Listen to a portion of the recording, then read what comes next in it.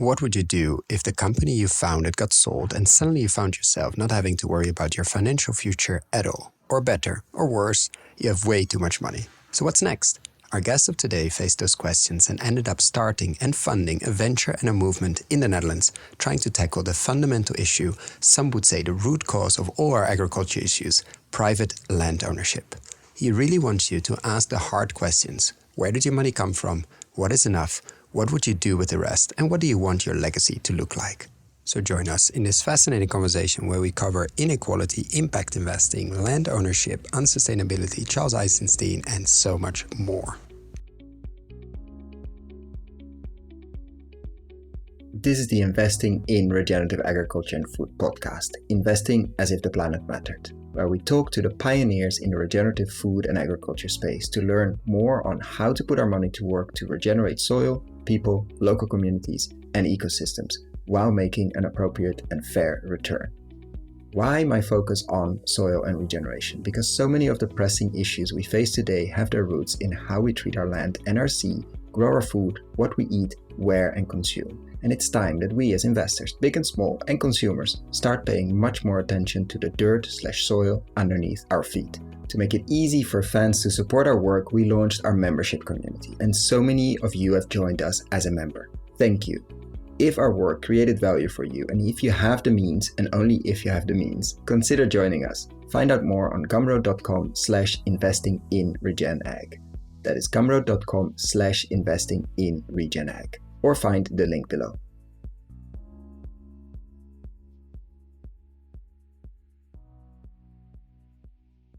So welcome to another episode today with Wouter Veer, the founder of Lenteland and many other things we're going to unpack in this episode, and a friend of the show who has been supporting for a long time and who's hosting us today in Blue City, which I will put a link below if you're interested in the location, which is very, let's say, fitting for what we are doing, although it's not in the countryside, it's in the heart of Rotterdam, one of the main cities in the Netherlands, next to the river, so we have an okay view. We're a bit inside, but we can see the water. So welcome, Wouter. A bit of a rainy day. A bit of a rainy day. It's not amazing weather. Let's summarize it in that way. It's very Dutch. It's good for the soil. Let's keep it that way, because we had a very, very long drought. But it's pouring outside, basically. But I'm very happy to have this interview, which has been a long time in the making, and I'm very curious to unpack your journey into soil and land ownership mostly. So welcome to the show, Wouter. Thanks, Koen. Nice to be on your show, finally. And to start with the personal question we always start with, why soil? How did your twist and turning journey ended up on agriculture, food, and then specifically land ownership? Yeah, so I don't think I'm really deep into soil. I'm a kind of an entrepreneur, and I've developed a model now that evolves around developing regenerative community farms. But I think the first seed was planted when I saw the famous documentary of John Liu. I think more than 10 years ago, Hope in a Changing Climate, and in which he documents the regeneration of the Lus Plateau. And we have, in Holland, we have VPRO Tegenlicht, a famous show that looks into all kinds of themes. And they made a few episodes about this documentary. I think they were called Green Gold. And I saw them about 10, 11 years ago in a phase where I was taking steps back from the company I had. And I think that's the first seed. And you remember seeing that, because it's interesting, many times on this podcast, it's a documentary, or it's a movie or a book even, or photographs that trigger something, but it's often visual, very interestingly, although we're on an audio medium now. Did it trigger already something in like your entrepreneurial mind, or was it more, oh wow, this is possible? Because it's really like if you haven't seen it, I'll put a link below. The before and after is beyond stunning. Like it's amazing what has been done in China in that period. But what triggered it for you? Was it, ooh, this is cool, and then the next days, of course, you were back and running your company, or ooh, there should be something there? Did it become a bit itchy as an entrepreneur? Like, ooh, if that's possible there, why not other places? it didn't trigger any entrepreneurial thought yet, although almost everything does. So I think I've been a born entrepreneur. I didn't know that when I was born, but I was always thinking about things that I could do differently. And then when I was in university, a year before I finished, I was studying mechanical engineering in Delft. And then I started my first business, an employment agency. And at that time, I was, like I said, taking steps back and thinking about new plans. It took about 2-3 years. And when I saw it, I was struck by the quantity of problems that could be solved if we do things differently with land. It's not just regeneration of land and good for biodiversity and carbon storage and water management, but it also brings back community. It brings back economy. It brings back life, basically, to a dead piece of land. It brings back life. So, and in the years after that, so I think 2 years later, my search resulted in a big new adventure that's called iFund, and maybe we can talk about it a bit more. But iFund is a foundation I started then, and I donated a lot of my money to the foundation. And with the foundation, we started investing in startups that accelerate the sustainability transition. And all these times with iFund, it was in the back of my head that I wanted to do something with land and regenerating land, but it didn't fit the purpose of iFund. So with iFund, we were investing in companies, in startups, in businesses, and not in projects, not in land-based projects. So it took a while for this seed to bloom into something else. Yeah.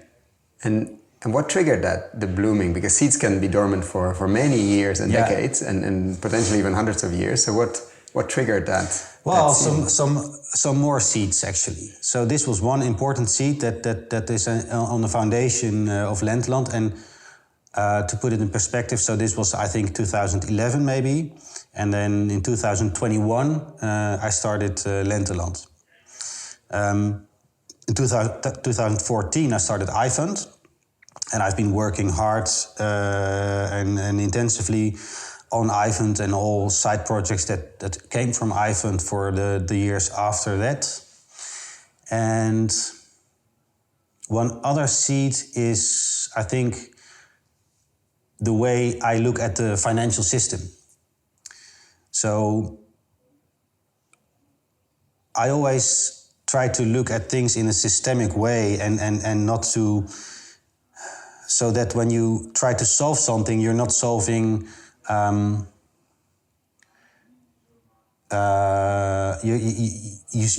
you're not solving some consequence, but you want to solve kind of the root cause, you know. So I've been thinking about the financial system for a long time, and also because I made a lot of money from my company, and it was always a bit strange to me to think about what does it mean? What does this money mean? What does it mean when you have more wealth than you need?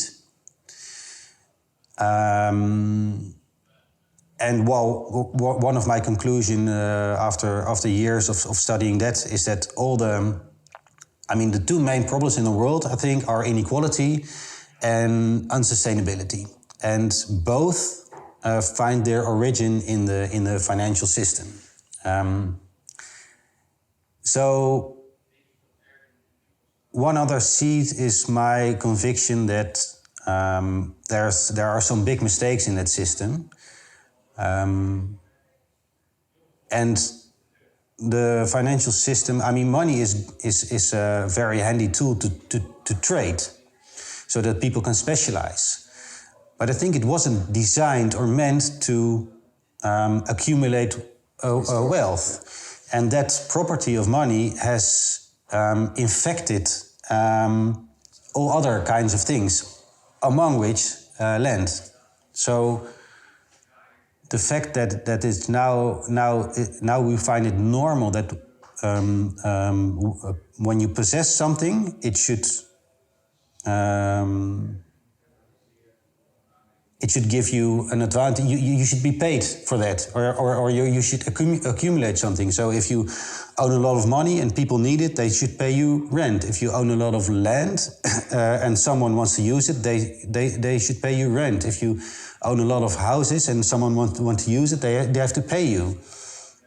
And I think that's a big mistake. And the underlying question is also how does someone, usually one person, accumulate so much? In some cases, during his or her, and in many cases his lifetime, with a lot of luck and hard work. I'm not saying it, but definitely a lot of luck. But also in many cases, just because you were born in the right family. Yeah, because you're very lucky. And then you keep going. The economic game we're all playing gives an advantage to the ones that are already in front. So then it's easy to accumulate more. But going back to Lenteland, one of the aspects where you see this is of course land ownership. And we find it so normal that land is privately owned. But the other day, one of my children was on the internet and said, "Hey, Dad, you can buy a piece of the moon. Look, here's the website and there's certificates and everything." And I was laughing a bit, and he said, "No, really, it's all authentic, and you can buy a certificate." And I said, "Okay, and who are you buying it from then?" So, but that sounds, of course, that's ridiculous. But why is it different on Earth? Or the bottom of the sea, or the anything. air, Yeah. But do you remember?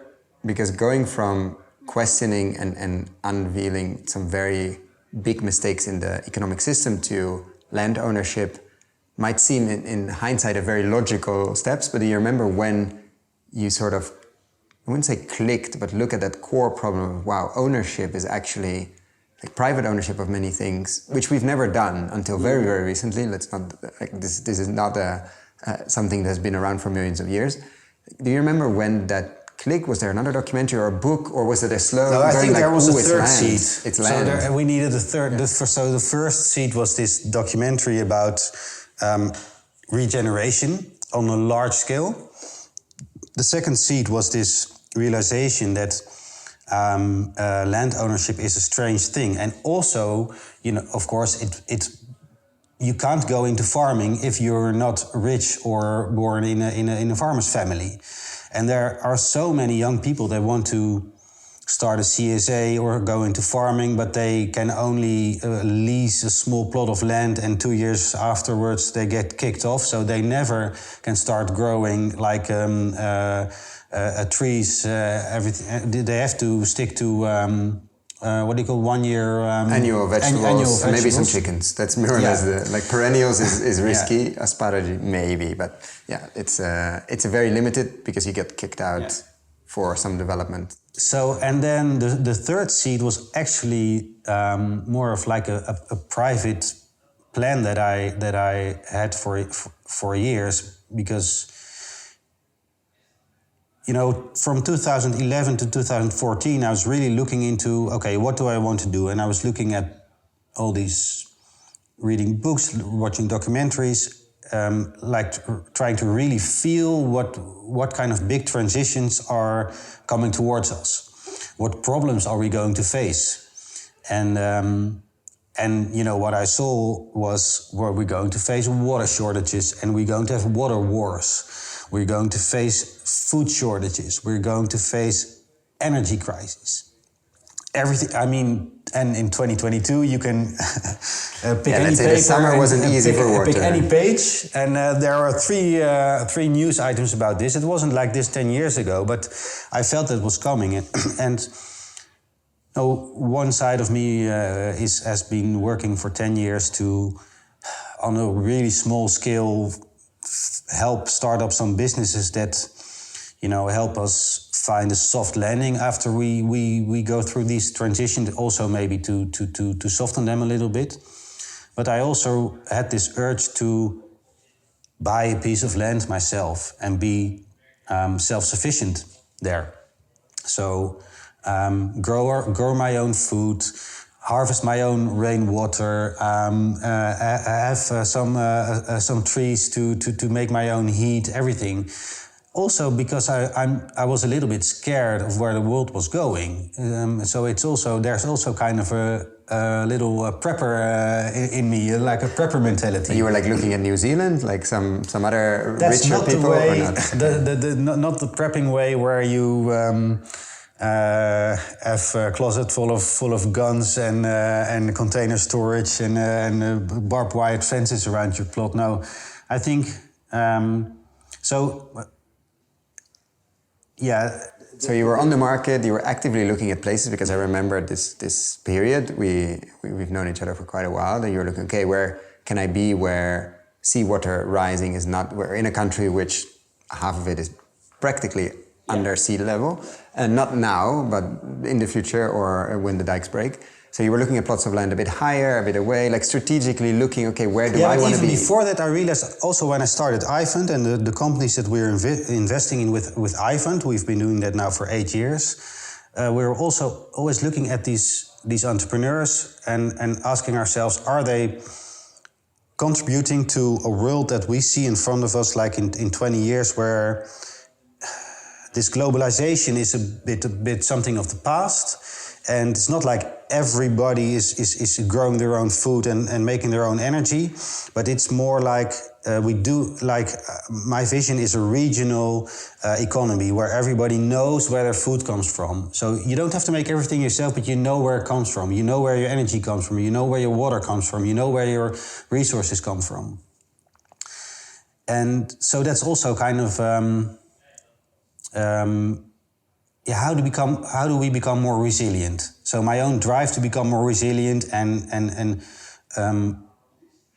also thinking that a more resilient world for everybody is more beautiful. So that's the third seed, the urge to be more resilient, not just for me, but for the world.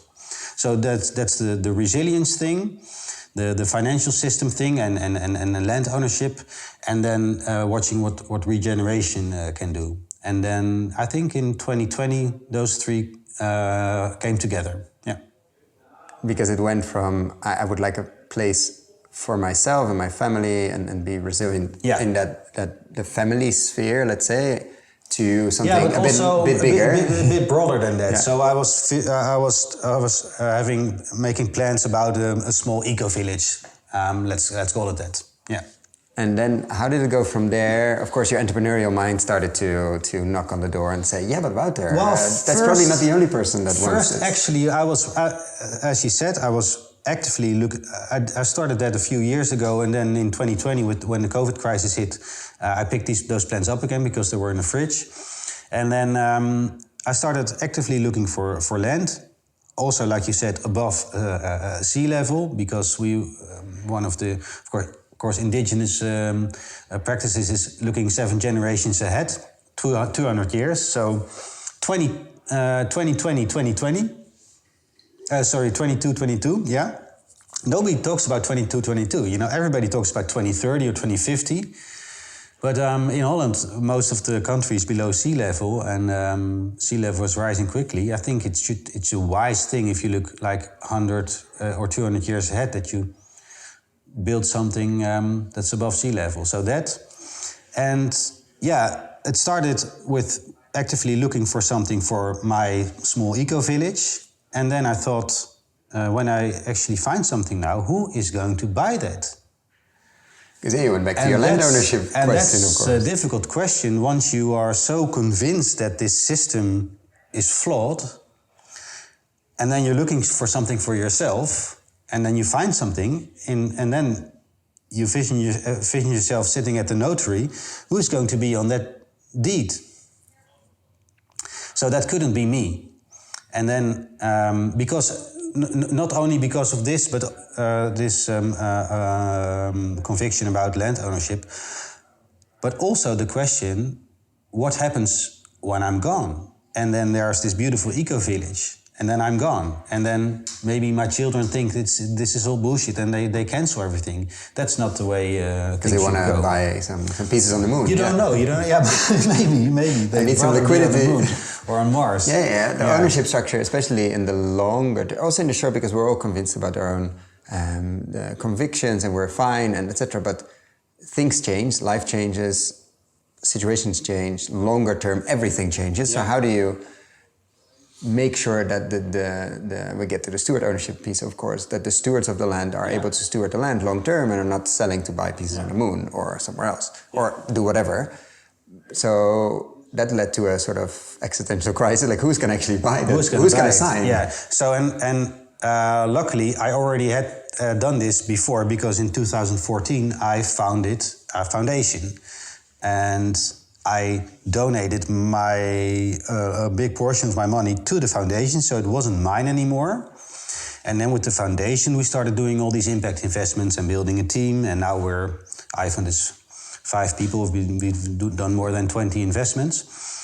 And when I die, nothing happens. There's no. A lot happens. It continues. Well, it continues. Yeah, nothing has to be sold, or it's so easy. There's a board in the foundation, and of course I'm in the board, and then I can't do that anymore. But everything goes on, and that's, I think, more investments and entrepreneurial things should go that way. So.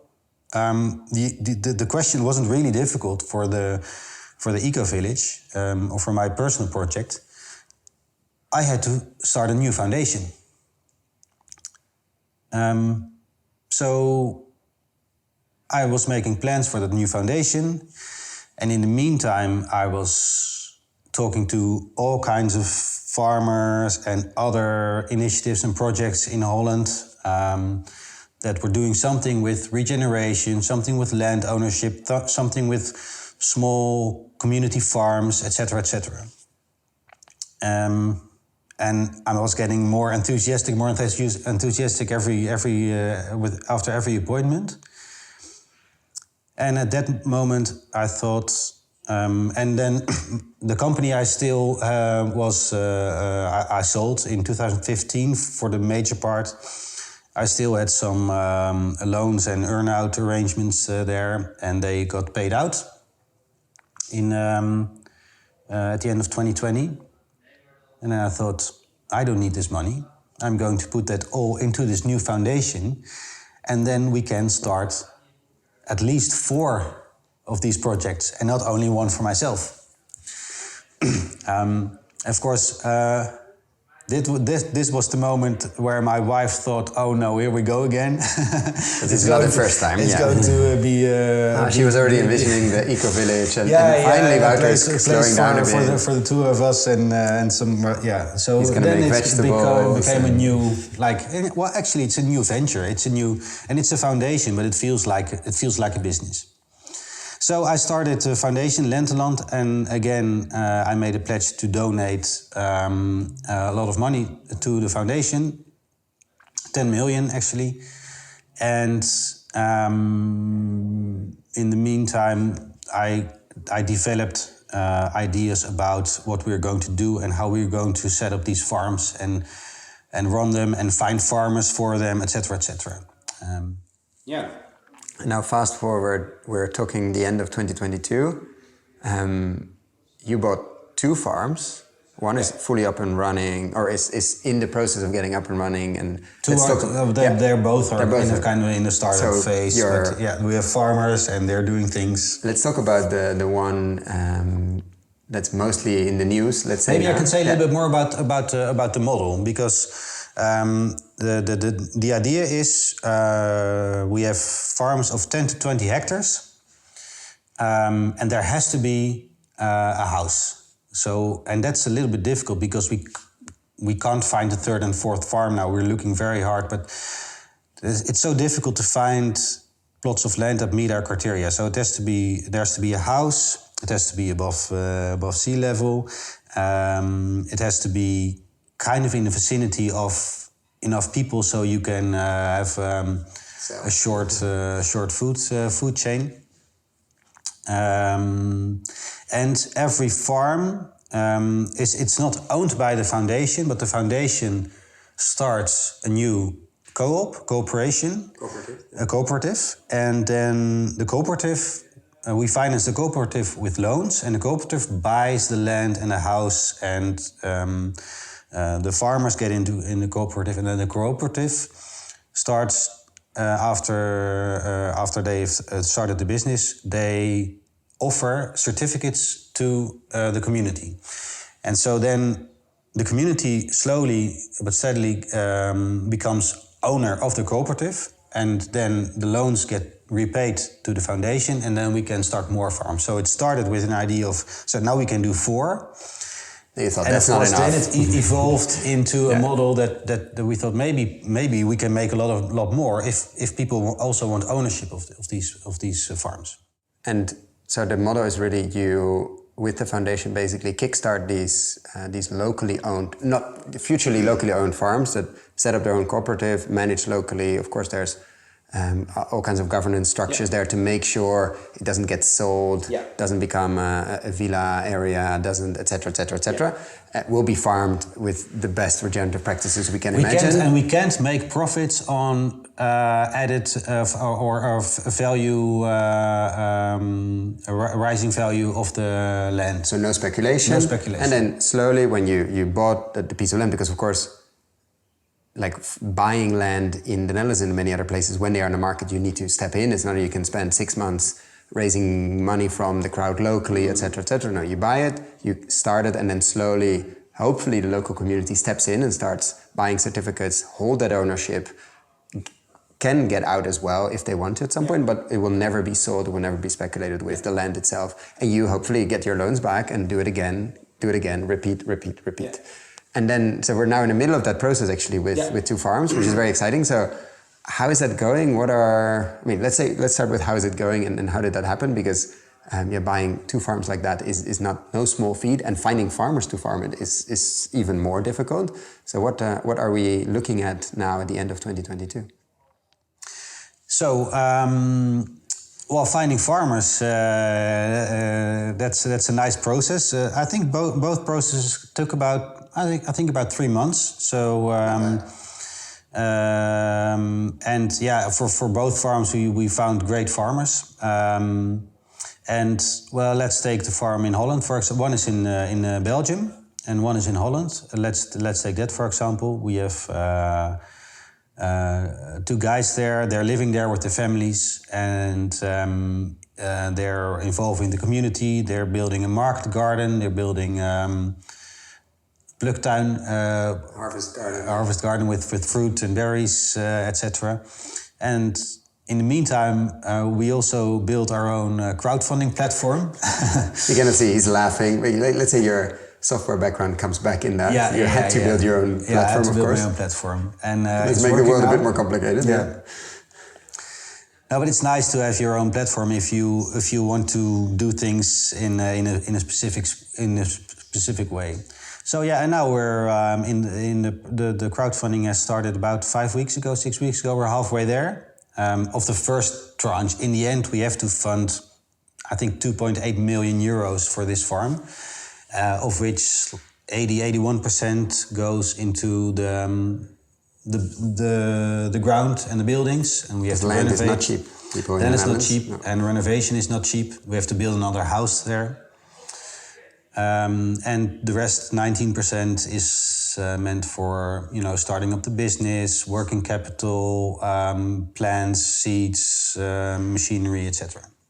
And so it's a very exciting and scary time at the same time, because all of your plans, and then how does it work with the foundation, setting up the farm, and then hopefully the community steps in, or in general the community doesn't always have to be obviously people locally that are also customers and clients, can be anybody. We personally also invested.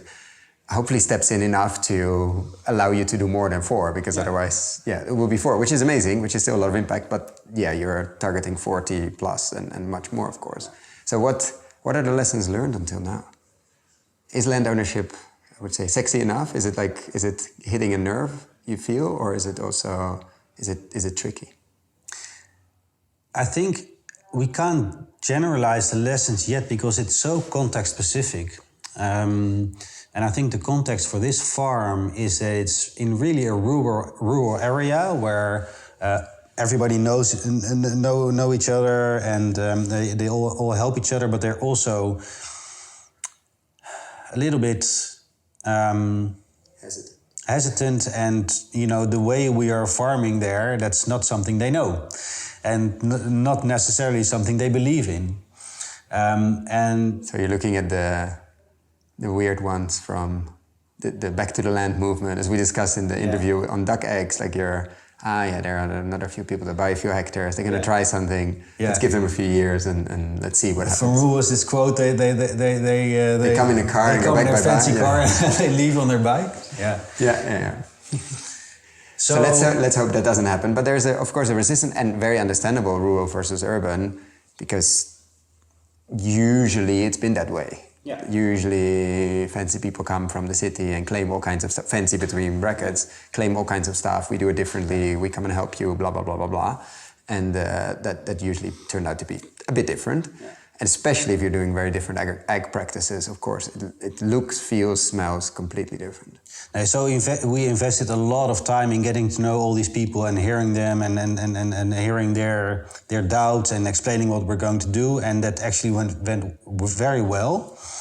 But investments from really the local community, only the people that, the family of the former owner and the neighbors, they did something. But most people in that rural community, they think, we already have a plot of land and we grow our own food. Why should we invest there? And I think also that the investments from the really local community will only start to go when maybe after a year or two, when they actually see what's going on there. Still around. Yeah. So most investments now come from people that are a little bit further away. And well, we're halfway our first target. We targeted the first campaign on 350,000 euros, so we're halfway there now.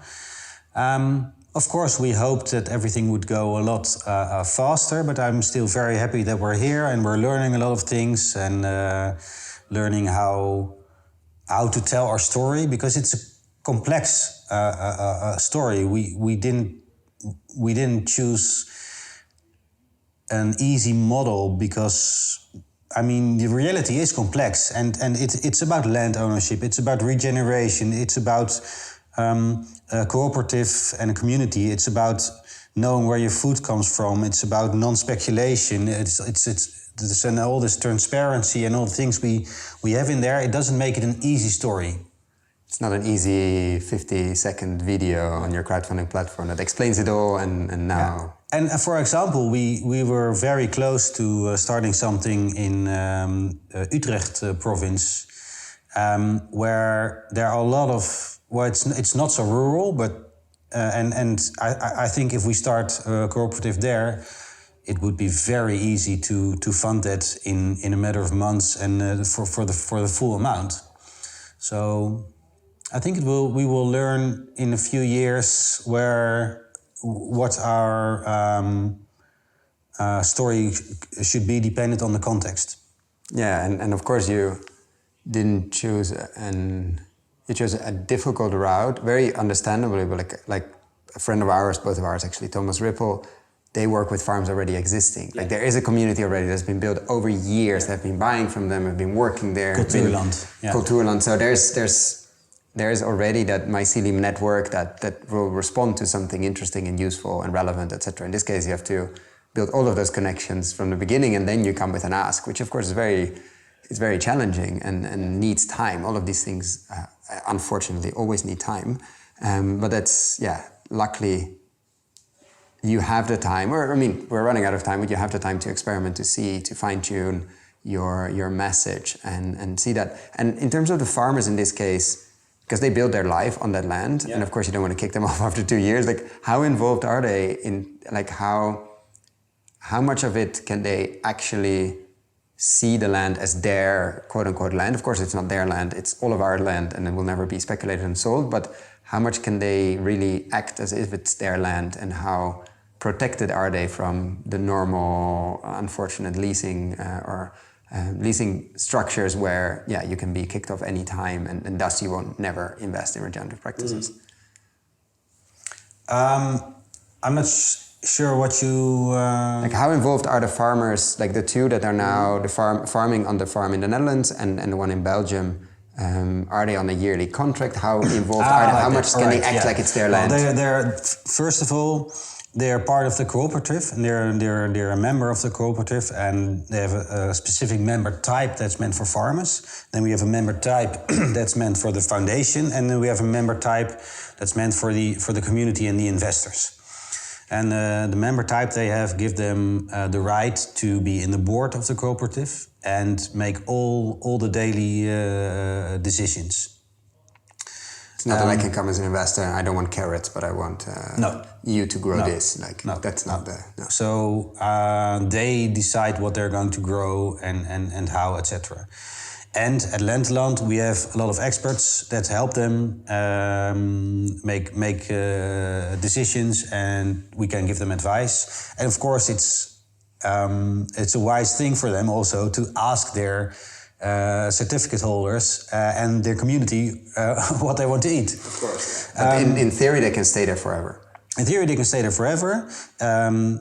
Lenteland, the foundation, can send them away, but only if, and that's all documented, if they breach, the agroecological principles or some other essential things for the corporation.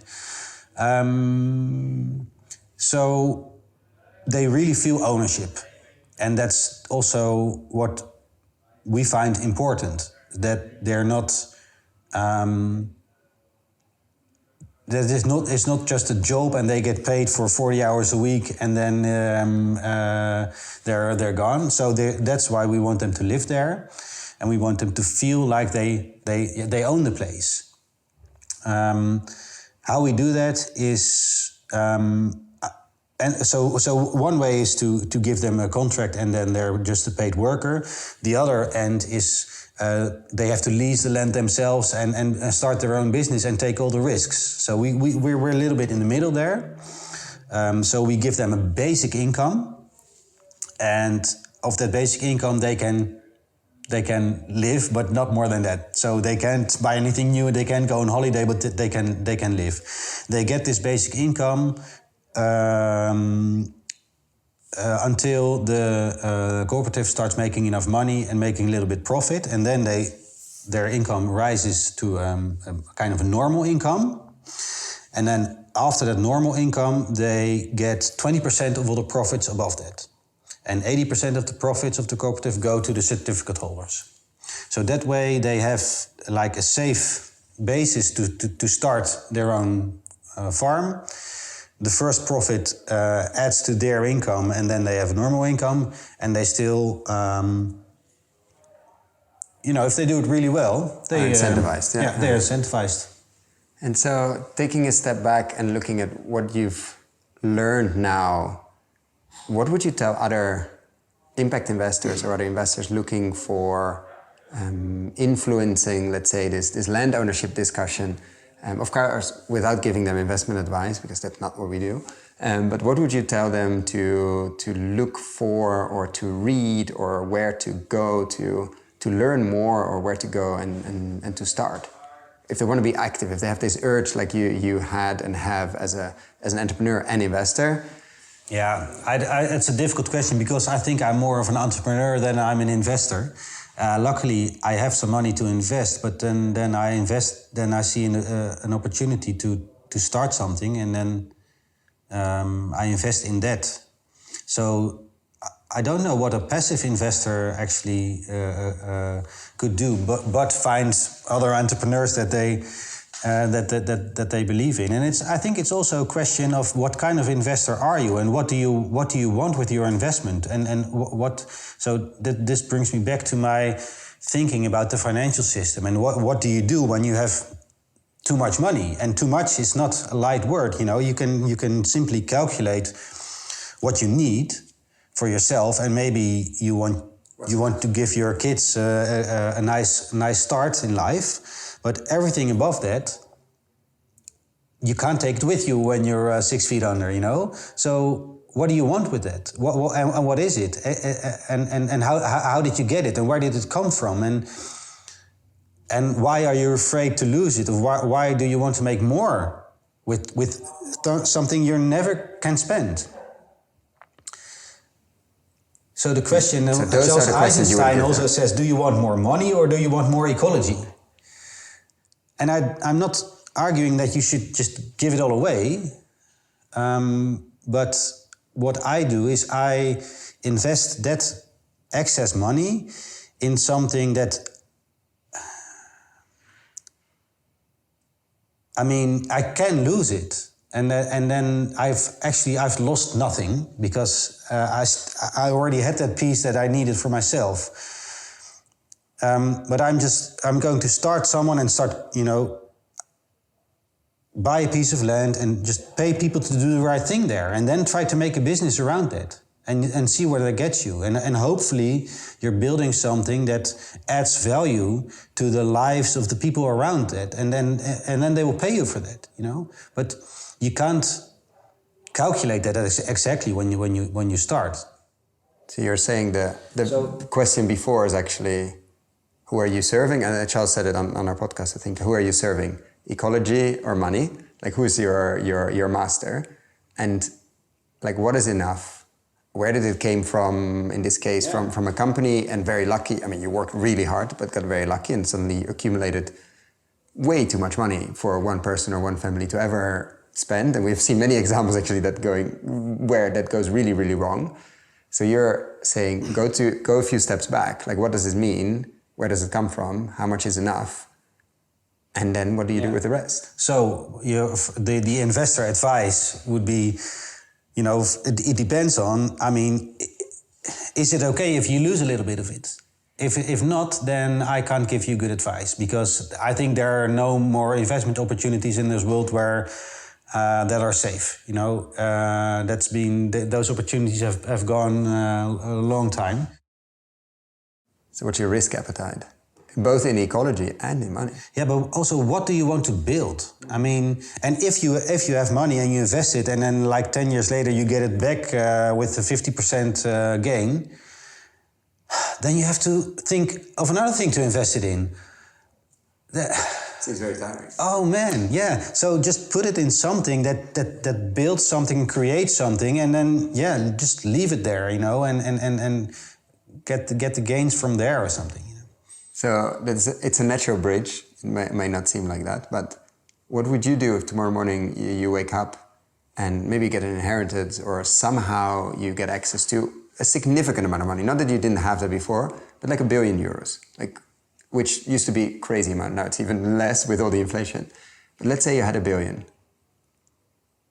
And I'm not asking this for specific euros amount, etc., but I'm asking, what would you prioritize? In your case, would you put it all in land ownership? What would you do first? Would it enable you, or would you say, actually, I don't want any of this because it's too complex? What would you do with €1 billion if you woke up tomorrow morning in control of that, which could be the longest investments you can imagine? Like, it doesn't have to be any fund-like returns, but what would you do? You know, I'm already doing Lenteland, you know, and I put 10 million in there. I wouldn't know what to do with 1 billion.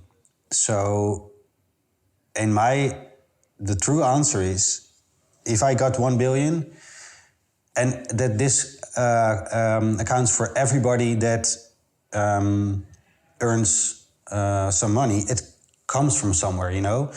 Having money and debt are two sides of the same medal. So basically, when you simplify it a little bit, the economy is a zero-sum game. So if you gain something, it's coming from somewhere, and someone else has more debt. That's why I think people with more than enough money should also feel that they have a responsibility, because your money came from somewhere, and it's drained something, you know. So you have to get it flowing again. And if I got $1 billion tomorrow, I would seriously think of just giving it away to the people that have the least. So I would just give directly to the poorest. Yeah. And if you would be pushed to quote unquote invest, I mean, that's an investment because it for sure pays back whatever X, 50X in terms of life saved, healthcare, environment, etc. There's very good data, let's say, if Give Directly provides if you don't know the movement goes. But what would you fight inequality? That's the thing you have to do. Yeah. But if you would be forced, quote unquote, to put your investor hat on, where would you focus? It's so difficult because, I know, that's why I'm asking the question. Like Bill Gates is buying up farmland everywhere around the world. That's not what we want, you know. So I could think, okay, I would buy farmland and then put it into cooperatives and neutralize the land ownership. But I don't think that's the way it should be. I shouldn't be the owner of all this land and then start all these farms. You know, the community should be the owner. So if I were forced to invest. Would you donate to like the local community around this current farm in the Netherlands to enable them to... Yeah, why would you donate it? They can buy it themselves, you know? So if I were forced to invest $1 billion... Maybe you're the first one ever on the podcast that says, no, I don't pick up the phone. You can figure it out. I wouldn't know, no. That's of course, and with iFund we invest in startups and scale-ups, and usually we invest a few $100K per company. So I could use some extra funds to fund some more startups, but $1 billion, I wouldn't know what to do with it. So if you would say 10 million, I would know what to do with it, but $1 billion is too much. Yeah. And we take away your fund. So the $1 billion and this heavy lift on your shoulder, so you can breathe again. But you do have a magic power now. You have a magic wand that you can change one thing. Could be in food and ag specific, but actually, let's say your global view and your interest in the money system and the economic system and in ecology makes me want to ask this question a bit wider. So if you could change one thing anywhere, even on the moon, what would you do? The root cause of every predicament we're in is the financial system. So also regenerative agriculture and all the things we're doing, it wouldn't be this necessary if we wouldn't have this capitalist economy that's working on advertising and consumption and more consuming more than we need, and this drive of people are being forced in competition with each other. We need to win from each other or from the earth. That's the only way you can survive in this capitalist game. And the root cause of that is interest. So if I had a magic wand, I would change the property of money that's called interest. Before there was money, all real assets in the world, they slowly become less valuable, or you have to maintain them and it costs a lot of money, or you have to guard them with a lot of money. But every real asset doesn't increase in value. Yeah, maybe compared to the money system we have now, but in intrinsic value, everything decreases in value. Your boat, your tree, your land, your house, everything. Your clothes. Yeah, so maybe compared to in euros, your house but they weren't more, there. But if there's no euros, your house decreases in value. Everything decreases in value. In nature, everything decreases. And that's because we have a money system with a different property than nature. That's why they're so much apart. If we have a money system where your money just loses 5% each year, then you're there. Then you don't have to. Then the economy doesn't have to grow exponentially. Then I would loan you €1,000 easily, and when you pay me back 1,000 next year, it's a good deal for me because then I have more.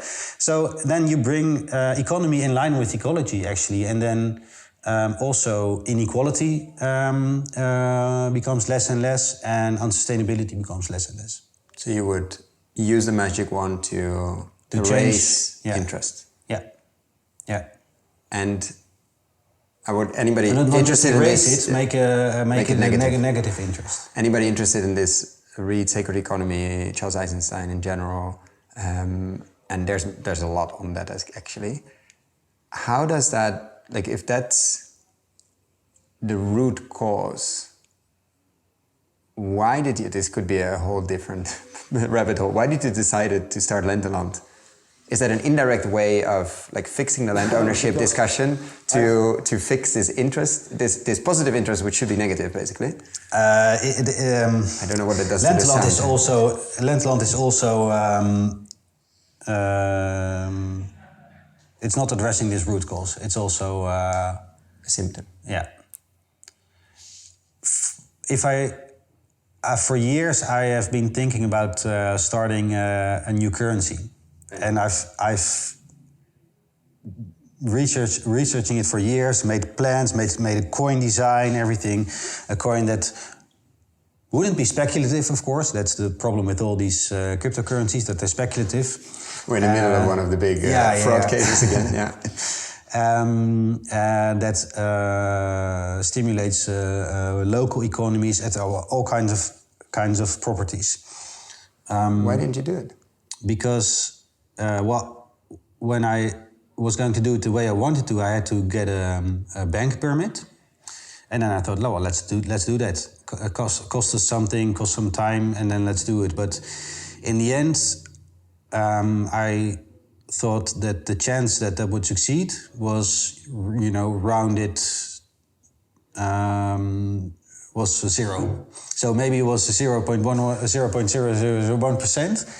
But the chance was just too small. Yeah, I can't change the financial system. So yeah, I gave that up.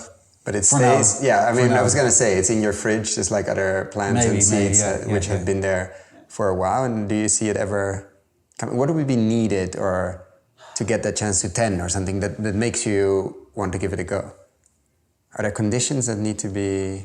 Well... Like what is the area needed for this seed to start blossoming? Because it's planted. That's and with many people, I think. Yeah. Not yet. I don't know. The forces of the system are so big. One of the things when I made these plans, I knew that the first years of this new coin would be very difficult and would be very hard. You had to push very hard to get a small base of users. Companies and private people, and then you had to build a small economy that the money could also circulate and not all end up in one place, which usually happens with alternative currencies.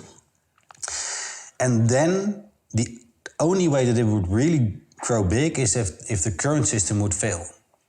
Because then what you saw in Greece years ago and in other places where the currency fails, then alternative currencies have a chance.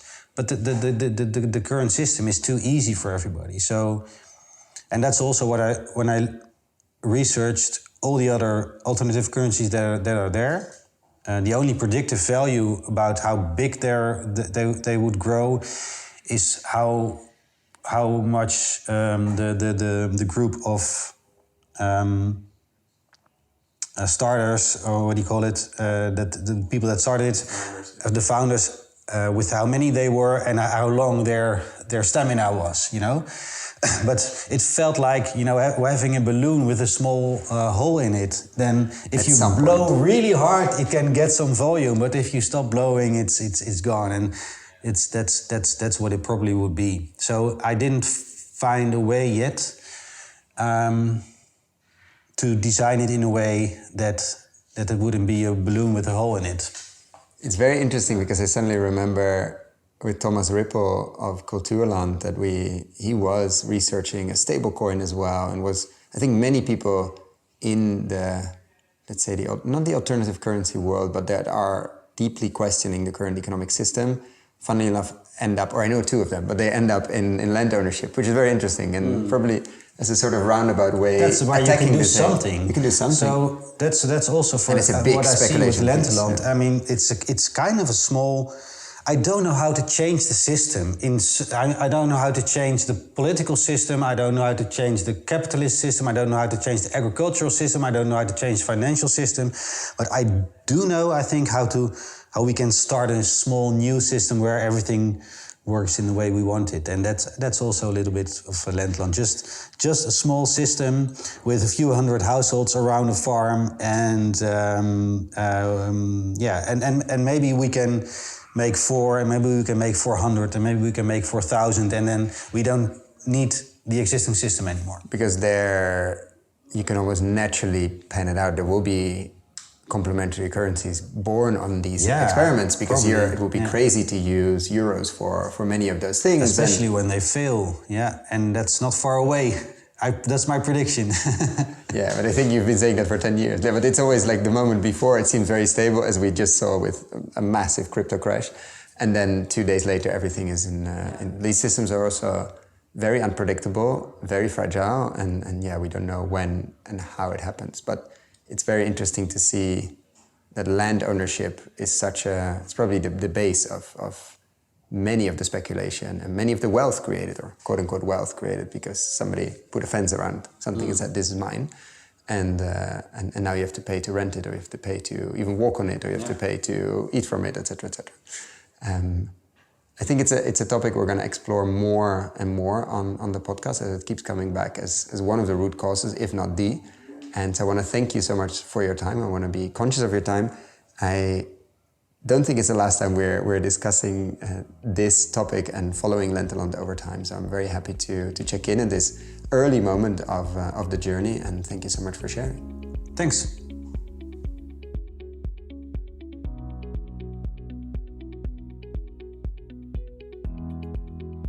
Thank you so much for listening all the way to the end. For the show notes and links we discussed in this episode, check out our website, investinginregenerativeagriculture.com/posts.